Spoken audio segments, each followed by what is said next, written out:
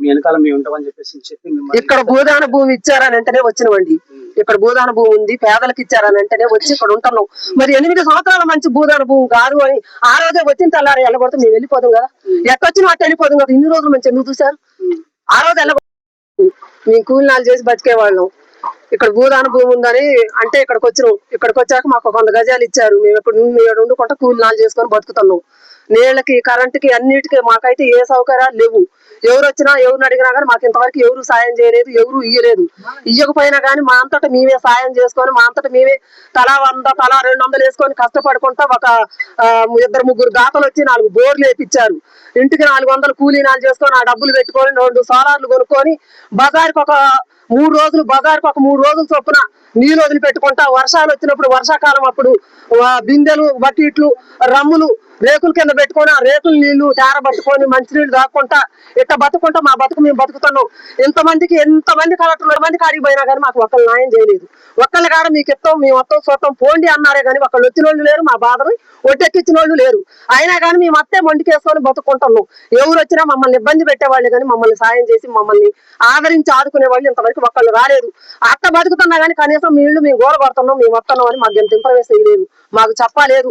ఎప్పుడాలుగానే వస్తున్నారు, మాకు నోటీసు లేదు, కాగితం లేదు, ఫోన్ లేదు, ఏమీ లేదు. ఎప్పుడాలుగానే వచ్చి పోతారేమో. ఇంతకు ముందు 2 సార్లు అట్టే వచ్చారు, అట్టే పోయారు. ఇప్పుడు కూడా అంతే పోతారేమో అన్నట్టుగా. ఇప్పుడు 2000 నుంచి 3000 మంది పోలీసులు ఇక్కడ అంతా కూడా మోహరించారు.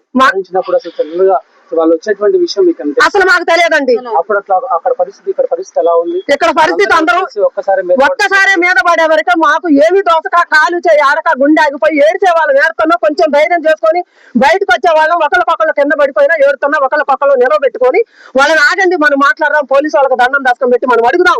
అయ్యా మరి మీరు వచ్చారు మాకు తెలియదు, మాకు చెప్పలేదు. మీ నాయకులకు చెప్పినా 3 రోజుల కింద చెప్పినాం. సమ్మక్క సారక తిరణాలకు పోయి వచ్చిన తర్వాత మీ ఇల్లు గొడగొడతామని మీకు చెప్పినాం, మీకు చెప్పలేదంటే మాకు చెప్పలేదండి, మాకు తెలియదండి. సరే మీరు వచ్చారు మాకు తెలియదు, మాకు కొంచెం టైం ఇవ్వండి. ఇప్పటికిప్పుడు వచ్చి మా ఇళ్ళ మీద పడి మీరు దాడి చేస్తారంటే మేము ఎడిపోయాము, ఏం చేసుకున్నాము? ఇంట్లో ఉన్న వస్తువులు చదువుకునే టైం గడియలేదయ్యా మాకు. అసలు 10 నిమిషాలు టైం గడియలేదు. వచ్చి గద్దలాగా ఇంటి మీద పడ్డారు. పడి ఎటోళ్ళు అటు ఒక ఇంటికి పోయి ఒకళ్ళకి సాయం చేద్దామని నేను అటు పోయేవారికి ఇటు నా ఇల్లు పోతుంది. ఒకళ్ళకొకళ్ళు అందుబాటులో లేకపోతే ఎక్కడోళ్ళు అక్కడ పిచ్చి కుక్కలాగా అయిపోయిన వాడి ఒక్కళ్ళు కాడ వచ్చి మమ్మల్ని పట్టుకున్న వాళ్ళు లేరు, చూసిన వాళ్ళు లేరు. ఏ నాయకుడు వచ్చి మాకు న్యాయం చేస్తారని ఇట్లా కూర్చొని మేము ఇక్కడే ఉన్నామండి 3 రోజుల మంచి తిండి తిప్పులు లేకపోతే. మేము మంత్రులకు అందరికీ తెలుసండి, అందరికి అడిగి పోయొచ్చు. మేము పోయి ఆయన కాడ కూర్చున్నా కానీ కనీసం మీరు ఎందుకు వచ్చారని కూడా మమ్మల్ని అడగలేదు. తుమ్మరాయన గారు కాడికి పోయారు. కనీసం ఎందుకు వచ్చారు? ఆడవాళ్ళకి ఆ రోజు దాదాపు 250 మంది పోయినండి. 250 మంది పోయి ఇట్లా కరెంటు బిగారండి, మా కరెంట్ లేదండి, పిల్లలు చదువుకునే వాళ్ళు ఉన్నారు, నీళ్లు లేవు, మేము ఇబ్బంది పడుతున్నామని ఆ రోజు పోయి అడిగినా కానీ మాకు ఏమి చెప్పలేదండి. ఇచ్చినా అండి మా ఈ మొత్తం చెత్తకుప్పలు వేస్తున్నారు. ఎప్పటికప్పుడు ఎక్కడే ఉన్నాం, మున్సిపాలిటీ ఎక్కడ అందరికీ ఎక్కడే ఉన్నాం. ఈ చేత తీసుకున్నారు, ఆ చేత వేస్తున్నారు.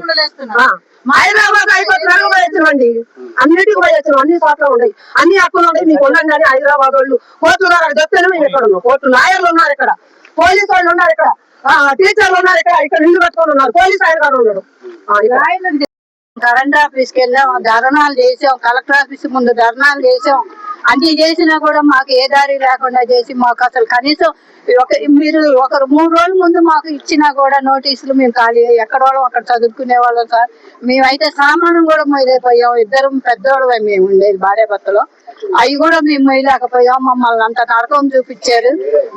మినిస్టర్లు ఉన్నారు అంటున్నారు. మీరు ఆ రోజు మీడియా కనుక మీరు వచ్చినట్టయితే మీరు కంపల్సరీ రిసీవ్లు ఉంటాయిగా, ఆ రిసీవ్ పేపర్ ఎవరికైనా ఒకళ్ళు చూపెట్టమని నాది ఇల్లు మార్కెట్ లో అమ్మాయి పని చేసుకున్నాం మొన్న దాకా. 2 సంవత్సరాల క్రితం కాలేజీ దెబ్బ తగిలితే